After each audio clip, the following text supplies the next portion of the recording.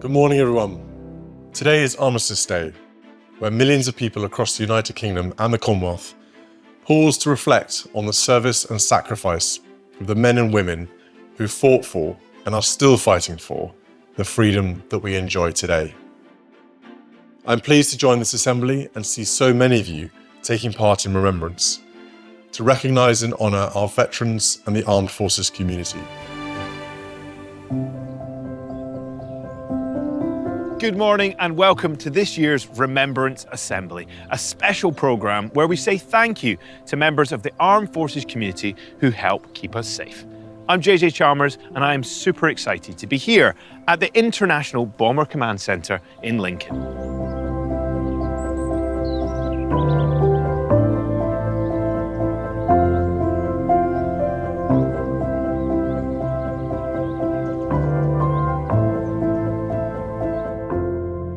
So today is Armistice Day, which is a very special day at the heart of Remembrance, because in 1918 at 11 a.m. on the 11th day of the 11th month, fighting in the First World War ended.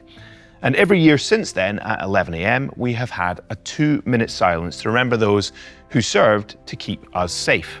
But Remembrance is also about those in service today, not just those that served in the past. There are lots of people in the armed forces who do very difficult and dangerous jobs. And one of those people is Air Commodore Fred Wigglesworth from the RAF. Fred, what does the RAF do today?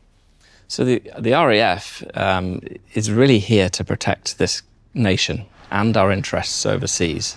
So we do that through everything from launching aircraft to protect our airspace if unknown or unwanted aircraft come into it, to going out on humanitarian type missions overseas, to anything where we need to provide security for the UK, our friends, or our interests overseas.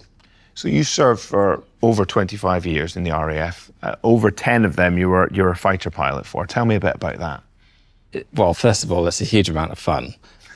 It's quite exhilarating to strap on a jet onto your back, which is kind of what it feels like you're doing, and have the ability to soar into the clouds, to go flying through valleys, and to go at speed. But of course, there's a serious aspect to that as well, because we always know that we might at some point need to go on a proper operational mission and face the dangers that come with it. So you have your own understanding of Remembrance through your service, but you've also found some sort of special connections yourself as well. Yes, so, and slightly surprisingly, I'd been in the Air Force for 12 years already, when I discovered that my grandfather had actually fought in the First World War. And I discovered this just almost by surprise, and I learned that he had fought through the First World War, ending with the Battle of the Somme, which is where he was sort of injured but survived, thankfully. Wow.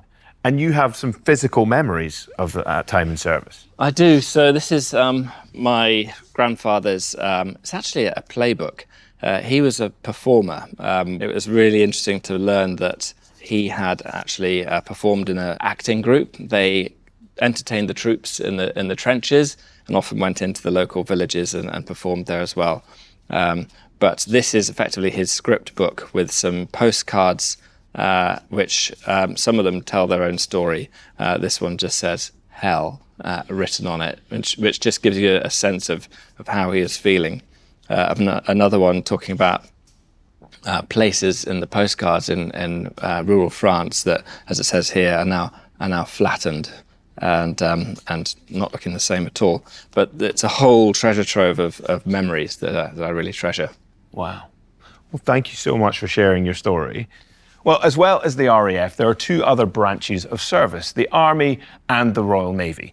Now, like Fred, lots of us have family connections to those branches of service, but actually, it's not just through family that we can have a connection to Remembrance. There are plenty of other ways too.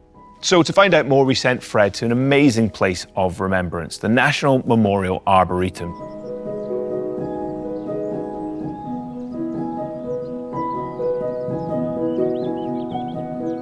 I'm here at the National Memorial Arboretum, a really special place for remembrance right in the heart of the country. While I'm here, I'll be looking for surprising connections to remembrance and some unusual memorials. The National Memorial Arboretum has 422 memorials that honour the men and women who have served in the British Armed Forces in over 50 conflicts. With so much to see, I'm going to need an expert to show me around. My name's Tony Matthews, and I've been volunteering here at the National Memorial Arboretum for 19 years. Hello, Tony. Good morning, Fred. Tony, you know this place inside out. Well, So, can you help me find some of the more unusual memorials? I'll do my very best. For the first memorial is just to our right here, the polar bear. Exactly. What's that all about? Well, it's dedicated to the 49th Infantry West Riding Division, who during the Second World War were based in Iceland. During the Second World War, British troops were stationed all across the globe, even in the Arctic Circle. Their general went round to visit his troops, and it was a bad snowstorm. So he jokingly said, as the troops came out to greet him, my polar bears. Brilliant. Are there any more unusual things like this? Yes.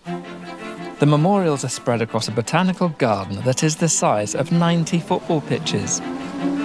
Wow. This is what I'm talking about. So, Tony, can you tell me something about these two very serious-looking women? The Women's Land Army and the Timber Corps. Right. During the First World War, a lot of the men were called up to go and serve their country. And so there was nobody working on the land, and we needed the food to feed the nation. And so these ladies actually went and volunteered and worked on the land. In both the First and Second World Wars, over 200,000 women rolled up their sleeves and did manual work on farms and in factories to keep the nation fed. And this memorial commemorates their hard work and sacrifice. Great. Should we check out the next one? So, Tony, we've got a Sikh man here with a large beard, good military uniform, and a row of medals on his chest. So what's all this about? As you can see, it's 124,000 Sikh soldiers were killed in the First World War. Sikhs, originally from northern India, have fought alongside the British Army for over 150 years. In line with their faith, they've always been permitted to keep their beards and wear turbans instead of helmets, even in combat roles. And there are many Sikhs still serving today. It reminds me that regardless of our background, our faith, our culture, actually here and everywhere, remembrance is something that we all share. Correct, yeah. All these memorials allow us to connect to the past. Now I want to see what a current serving member of the armed forces thinks of remembrance. My name's Connor. I'm a leading engineering technician in the Royal Navy. I'm an electrician on board, so I'm in charge of making sure that the lights and the power is on. In my service, I've spent more than 2 years total on board ships away from home. Hi, Connor. So, Connor, when we think of memorials, we often think of stone and bronze. This looks quite unusual. So this is the Naval Service Memorial. It uses glass panels in different colours. And on the floor, we can see the shadows with the light's reflections, and those hint at the shape of a ship. When you're at sea and the weather's terrible, the ship's bouncing all over the place, do you ever feel scared on board? A day-to-day job, I don't expect to have to risk my life, but in the Royal Navy, we do. When you're on a ship, if it goes down, there's no grave but the sea. There are no markers. You can't put a gravestone on a random bit of ocean. So how do you feel about knowing that if something were to happen to you, that you would be remembered in places like this? It's really important, because if something does happen and my ship does go down and I don't make it, I know that something like this is here to mark my service. I know that I'll be remembered. Well, Right, thanks very much. It's good to see you again. I've had a great day here at the National Memorial Arboretum. I've seen a whole range of different memorials, a whole range of different cultures and faiths that have served alongside us here in Britain. I've learnt about all the people that went before and fought in the past, and then the people that are serving today, like Connor, risking his life every day in the ship. It's been a great day. Wonderful stuff. Thank you to Tony, to Connor, and of course to Fred for that wonderful tour. And I hope you've discovered some sort of connection that might have inspired you. But you don't have to go to a memorial to remember. Actually, there are tons of creative ways that you can use as acts of remembrance, like Dave and Poppy here, who use art, specifically painting, in fact, these paintings here, as an act of remembrance. Now, Dave, you served in the army. Tell me a little bit about your time in the military and how it led you to making works of art like this. Yeah, I did 22 years in the army, and then when I left, I picked a paintbrush up and that was it. Wow. So you're kind of self-taught? Oh, yeah, yeah. Really? Yeah, totally. Tell me a little bit about your works of art. I mean, this is sort of inspired by the First World War? Somebody had requested it. It was somebody with a Scottish heritage, and it was obviously the Scots in Flanders, and it was just, that was the inspiration behind it. And at the time I was going through a silhouette phase where I quite like doing silhouettes, and I like to think that it makes the red of the poppies pop. Yeah. With the background being so dark. Is this from the Second World War? Obviously, it's a Lancaster bomber and a Spitfire escort going across a poppy field. And again, it was another request. And all of your artworks have poppies in them, which of course is the sort of the symbol of remembrance. And Poppy, that's your name. Do you do a bit of art as well? Yeah, I do the same, but not as good as he does, because he's been doing it for 10 years. Right. How long have you been doing it for? 8. Wow. So you started very young? Yeah, when I was 5. Right. And what do you get out of it? Is it just enjoyment? I do enjoy it, but I also enjoy giving the money when I sell them to the charities. And for the rest of the assembly, Dave and Poppy are going to be working with a group of young people from Lincoln Minster School to create artworks like this. And we can take a little look now. So Dave, what's going on here? I've set the guys away painting poppy fields with one of my weird techniques, painting with wet wipes. Painting with wet wipes? Yeah, it's a bit messy. It's a bit like finger painting, I suppose, but it's just something I developed when the kids were small. We used to do it. So this is how you did your artwork when you were 5? Yeah. Well, I mean, it seems to work. Is this the first time you've ever painted with wet wipes? Yeah. Yeah? Honestly, they look absolutely gorgeous. So this is still like methods you use today? Yeah, well, no, not really. No, I'll do a few remembrance themed things in schools, and when I do it in the schools, I tend to drop back to this because I know that most kids can achieve something with the wet wipe technique. Yeah, it looks lovely. How are you finding it, guys? Very effective. Yeah, really fun. Yeah, and is it giving you time to think as well? Yeah. Well, it's looking wonderful. Well, as we're learning, remembrance can take lots of different forms, and really it's just about finding what matters to you. So we're going to take a little chance now to discover how different people choose to remember. Armistice Day is an important time for us to stop and reflect. It is a reminder that remembrance is for everyone. When we remember, we connect with service in a personal way. And when we wear a red poppy or take a moment of silence, we are saying thank you. We have not forgotten, and we will not forget. All across the country, a huge variety of remembrance events take place each year.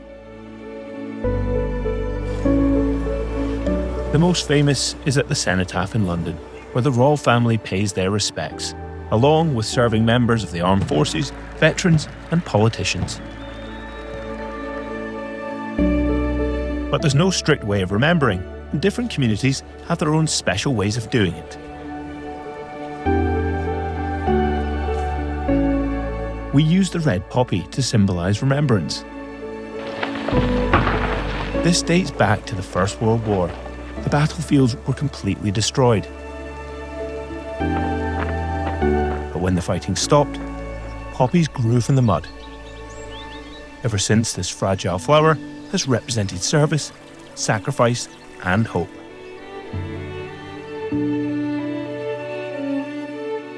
Today, the poppy gives us freedom to be creative with how we remember. And it's amazing to see what people do. Coming together for remembrance is a vital way to honour those whose service keeps us safe. Their memories matter, their lives matter, and they remind us to be respectful, kind, brave, and thoughtful every day. I hope that you can find your own connection to remembrance and carry it forward so we never forget. Thank you. Well, that was a lot of different ways to remember it, wasn't it? And I hope it has inspired you to find your way to remember today. This is Manpreet Maycock.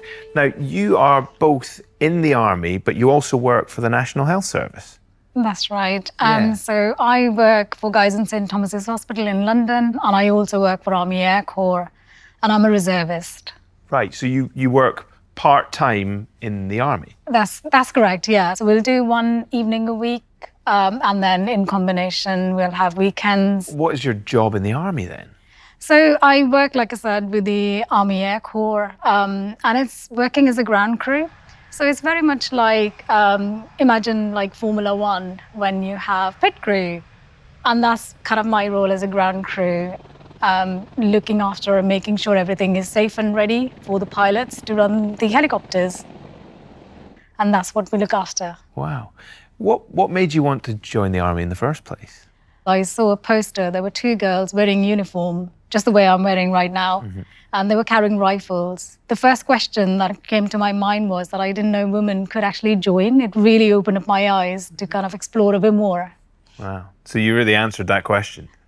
Yeah. And it doesn't matter about your religion, your gender. It doesn't matter where you come from, as long as you're willing to work hard and put all the effort in. It's taken me out of my comfort zone. It's the hardest thing I've done physically and mentally, but it's made me a strong person, and I don't say no to anything anymore. Everything else is easy because the training is so hard. And I know that when you sort of look at the contributions that people have made to the armed forces, particularly in the past, you think about the contributions of the Commonwealth. In World War I, 1.3 million soldiers just from India came and supported the war efforts, which was huge. The contributions were amazing, whether it was soldiers, nurses, pilots from all around the continent. It was incredible. And then when we think about the Second World War, over 5 million soldiers came from Commonwealth countries and contributed to the war efforts and supported Britain. Well, thank you so much, Manpreet. It is fascinating to learn about the contributions from people in so many different countries. And it just goes to show that remembrance stretches all around the world.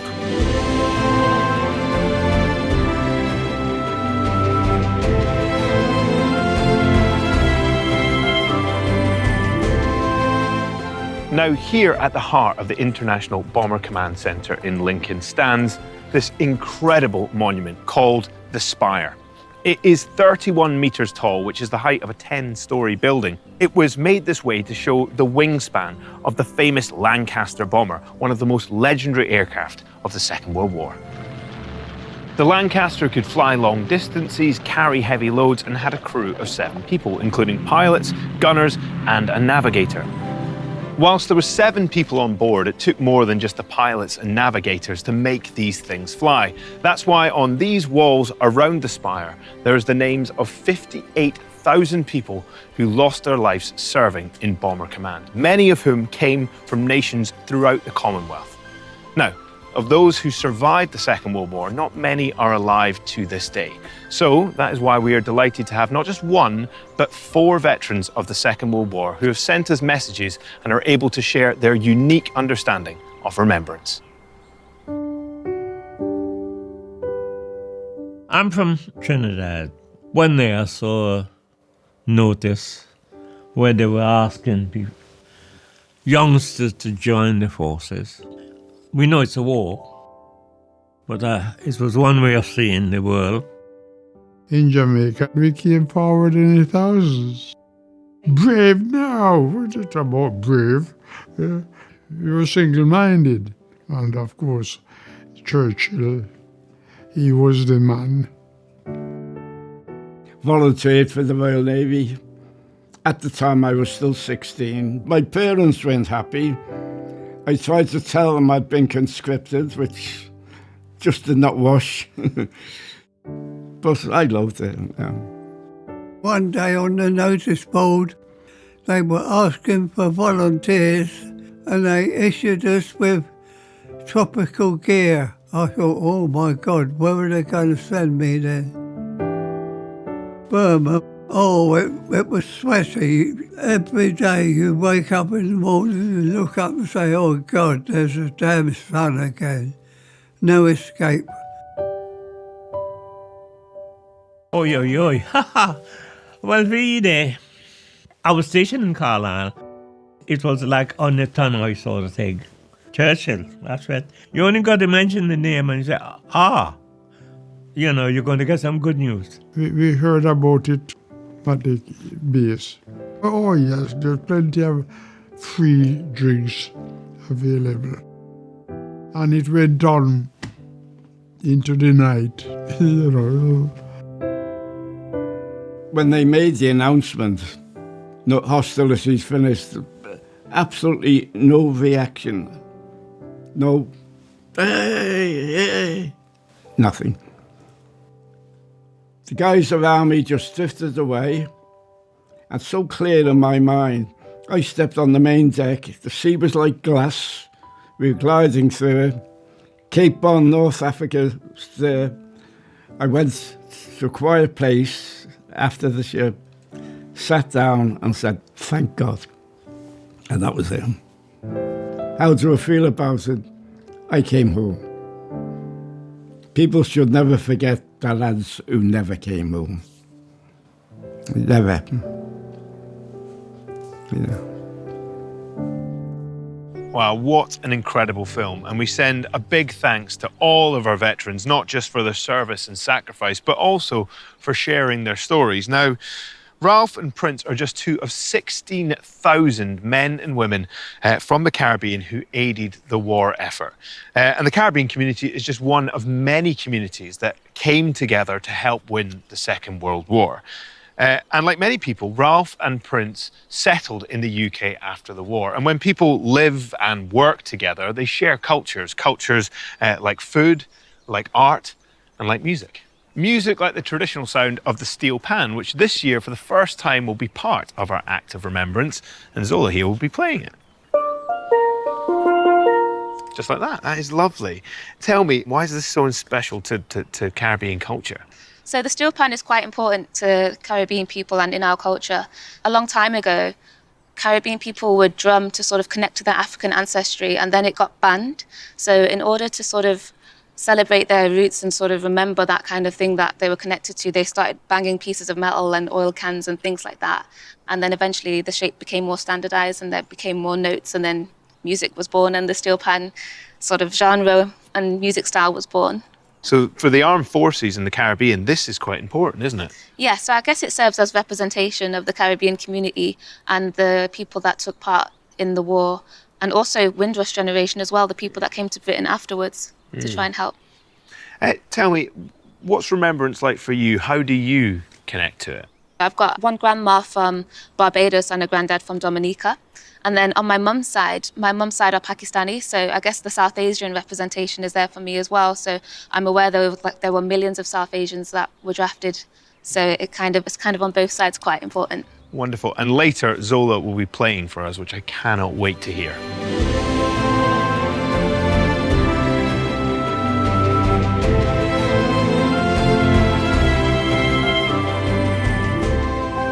Now, as we're getting closer to 11 a.m. and our 2-minute silence, I just wanted to check in with our resident artists, Dave and Poppy, and this lot from Lincoln Minster School to see how they're getting on with their remembrance art. Are we done? Yeah. Yeah. Now, tell me, they're looking wonderful. When you look at them, what do you think? Well, I suppose that every poppy tells a story. You can realise that each poppy represents a person. I never knew that you could paint remembrance. Yeah, it's great to be able to, show remembrance in whatever way you kind of want to. And, well, now you've got another way to do it. Dave and Poppy and this lot are not the only ones creating remembrance art. This year, the Royal British Legion and the National Literacy Trust put out a call to action to school children all across the country to join their Remembrance Poetry Workshop. It's run by professional poet Thomas Roberts, and it's a nationwide celebration of remembrance through poetry. And let me tell you, we have had some incredible entries. Take a look for yourself. I hope you're enjoying the Remembrance Assembly. Now, back in September, we actually had creative writing workshops where more than 45 1,000 pupils got together to have a go at writing poems on the theme of remembrance, why we remember, and what that silence means to us. I am so thrilled to present you with a few of those poems that we can now all hear together. Remember the soldiers that committed to go to war to help us live in peace. They gave up their family, friends, and life. Their obedience and confidence saved us. Remember their empathy and courage for those who fought for peace, love, and us. Remember the soldiers who fought our way. We all remember it as Armistice Day. Remember the harsh training and the poor conditions. It's allowed us now to have ambitions. Reconsider how hard they tried. They achieved peace and more lost their lives. If they lost the war, we would be no more. On the 11th of November, 11th hour, 11th day, reflecting on you, we pray. You respect us, that is why we embrace your special day. The beauty of a memory, so that's always there, like a pen in your pocket, you can take it anywhere. You can always remember and use your brain. You always need to remember the soldiers' pain. They fought for us and sacrificed their lives for us. Because of this we can all thrive. Remember November, the 11th month, the 11th day, the 11th hour. It was a miracle when the wars ended. The battlefields dim and dark where wounded soldiers lay. Can there be hope in a battlefield so grey? But in the muddy ditch in the battlefield, something unexpected grows. In a place of violence, something nobody knows. As the battle goes on, more poppies sprout out of the ground, and by the time the war's ended, they've bloomed all around. And now there's no war in our country, but to this very day, we remember the soldiers who fought for us with no price to pay. Now we're coming to the close of our assembly and we are approaching the 2-minute silence. Now remember, when it comes to the 2-minute silence, what you think about, well, there's no right and wrong answers. It really is different for everybody. But I really hope that this assembly has given you some ideas about what you're going to think about at 11 a.m. For me, I think about my time in service. I think about the friends that I lost when I served in the Marines, but not just the sad memories of that loss, but actually the incredible times that I had with them and the amazing things that I was able to do when I served my country. Manpreet, what do you think about? So I think about those who are currently serving and giving their lives for us and working so hard for our future, for our young generation coming forward. Yeah. Fred, what about yourself? My mind goes straight back to the trenches in the First World War, and I sort of visualise myself there with my grandfather. And I think about him and all of his fellow soldiers who may not have had someone else thinking of them. Wonderful. Well, thank you so much for sharing that, and we hope that you can find some sort of personal connection in your life as well. Now, before that 2-minute silence, we're going to hear some music. You might recognise this piece. It's called The Last Post. Now, The Last Post is usually played at the end of a day of service for those that serve in the armed forces.